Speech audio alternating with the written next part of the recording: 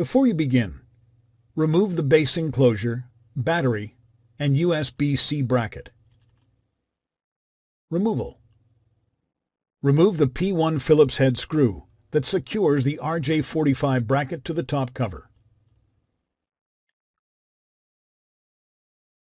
Grasp the RJ-45 bracket and rotate it upwards slightly to unhook it from the edge of the top cover before lifting it away. Replacement. Place the RJ-45 bracket into its position on the top cover and system board. Replace the P1 Phillips head screw that secures the RJ-45 bracket to the top cover.